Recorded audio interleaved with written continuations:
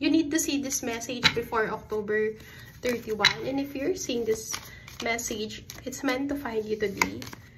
Okay, so there's happiness after so long na talagang nalubog ka. So, parang nalugmok ka dito financially. And hirap na hirap kang bumangon. Ang sinasabi ng cards dito, malapit nang matapos yan. Kung saan ka man nahihirapan ngayon sa area ng life mo, maaari sa career or financial, ang sinasabi sa'yo dito, matatapos din lahat ng paghihirap mo.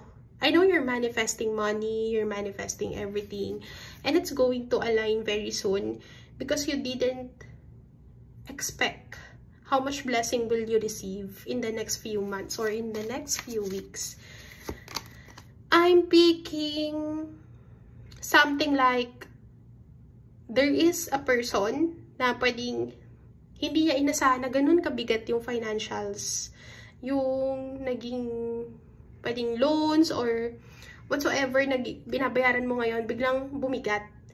And Spirit says that there will be a blessings coming for you. Mahirap paniwalaan minsan, pero lumalabas kasi dito na if you strongly believe with that and keep your faith, matatapos din lahat ng problema mo.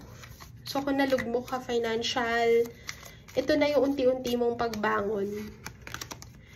I also see here the transformation. So, magkakaroon ka ng changes, kumbaga sa metamorphosis, may pagbabago. Pero, kailangan mo sigurong ma-achieve sa sarili mo yung changes mismo.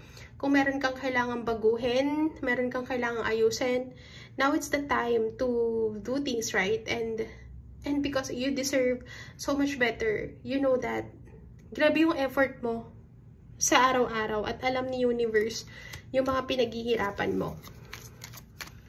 Because you deserve this, ibibigay siya sa'yo ni universe. There is a career growth. For some of you, makaka-receive kayo ng promotion within the first quarter of 2026. Pero if this is about your business, sabi lalago to within the next few months or within the next 6 weeks. Nag-i-start na yung progress and friendship. May tao sigurong gustong tumulong sa'yo para mag-lift ng business mo or bigyan ka ng connection sa trabaho. Kaya expect a lot of engagement this coming weeks. And sabi rin sa'yo dito, love. Okay? Someone here wants to come back. Yung iba naman, ang minimining ng love is focus ka daw muna sa inner growth mo. Na sa ganun, magbago.